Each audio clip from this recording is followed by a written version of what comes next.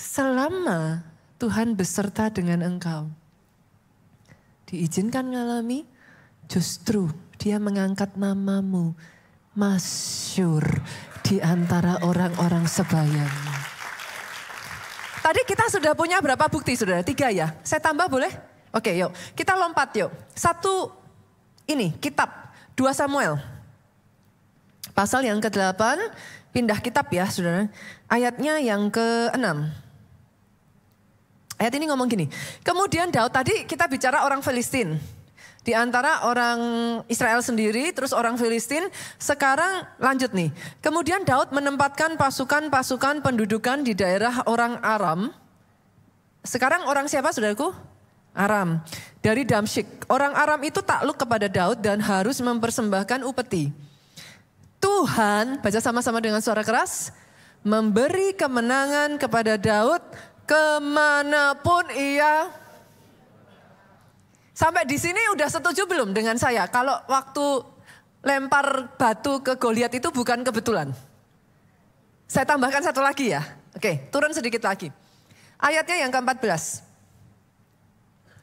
Kalau tadi Filistin di antara bangsa Israel, terus bangsa Aram. Sekarang Edom. Lalu ia menempatkan pasukan-pasukan pendudukan di Edom, di seluruh Edom. Ditempatkannya pasukan-pasukan pendudukan sehingga seluruh Edom diperbudak oleh Daud. Tuhan, sekali lagi dengan suara keras, memberi kemenangan kepada Daud. Seal ya, fix ya. Bukan kebetulan.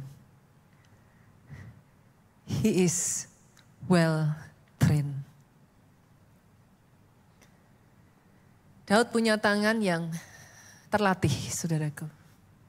Dan karena itulah kemanapun dia pergi, again and again, penyertaan Tuhan itu membuat kemenangan demi kemenangan.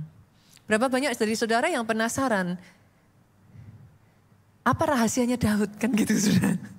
Pastor, saya juga mau. Kalau masalahnya banyak sih sama. Tapi masalahnya saya belum kayak Daud, kemanapun pergi berkemenangan. Kok saya kalah terus? Nah, rahasianya Daud itu apa? Pastor, kita buka ya. Penasaran gak, saudaraku? Boleh ya? Kita lihat 2 Samuel.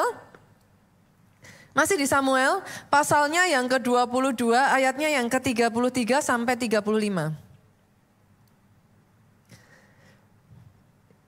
Daud ngomong gini, saudara. Inside di dalam 3 ayat ini ada rahasia Daud. Allah, dia memulai dengan ngomong gini. Allah, Tuhan, Dialah yang menjadi tempat pengungsianku yang kuat. Sampai di situ dulu. Saya tanya, saudara. Karena ayat itu menulis bahwa Daud selalu menang, maka saudara berpikir bahwa Daud selalu menang. Ada enggak orang yang menang yang ngungsi? Oke, point of view-nya ya, saudara. Coba nih saya tanya nih. Menurut saudara kalau orang sampai dibuat ngungsi itu happy atau for like a bad thing? Happen? Bad thing ya? Zaman sekarang saudara sampai harus ngungsi karena apa? Banjir? Make sense? Banjir? Orang ngungsi? Kebakaran? Ngungsi? Gempa bumi? Masuk akal. Milih yang mana dari 3 ini? Dalam nama Tuhan Yesus, pastor, kok malah disuruh milih? Berarti saudara sepakat dengan saya kalau ini nggak baik dong? Sepakat, oke. Menurut saudara, kalau orang menang, apa dia harus ngungsi? Terus kenapa Daud selalu dikatakan menang? Menang itu akhirnya, saudara. Tapi meanwhile the process, it's the same ugly. Yang mengerti aminnya yang paling keras. Yang paling penting adalah akhirnya engkau menang. Tapi akhirnya engkau menang tidak akan terjadi if in the process you are giving up.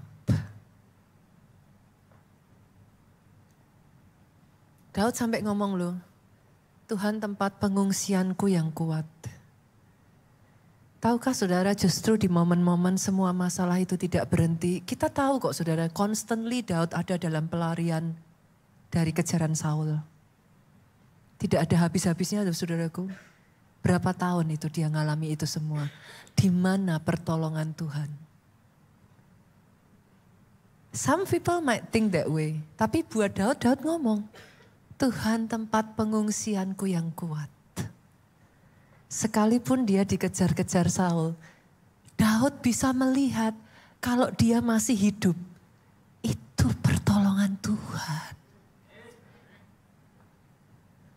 Jadi kadangkala berkemenangan itu bukan selalu dalam bentuk yang oke, masalahnya udah selesai, baru bisa disebut menang. Tapi di tengah masalah Tuhan terus melindungi dan menjagai, itu pertolongan Tuhan. Jadi saya ajak kadangkala yang membuat kita jadi mengambil kesimpulan yang beda adalah point of view yang beda saudara. Tapi di sini saya butuh saudara untuk melihat nih. Ternyata Daud itu ngomong, no, Tuhan jadi pengungsianku yang kuat. Artinya kan dia masih lari dari masalah, tuh saudaraku. Dia masih terus lari dari Saul kan. It's not yet finished, the process is not yet finished. Ayat ini lanjut lagi ngomong gini, bukan hanya dia menjadi tempat pengungsian, Tuhan membuat jalanku rata. Kalau Tuhan Daud bilang dia membuat jalannya rata, artinya jalan yang ditempuh Daud saat ini adalah berkelok-kelok. Mengikut Tuhan gak selalu jalan rata loh saudaraku. Tapi now saya berdoa sama seperti Daud, you can speak. Bukan situasimu, tapi yang engkau percaya Tuhan kerjakan atas hidupmu. Come on.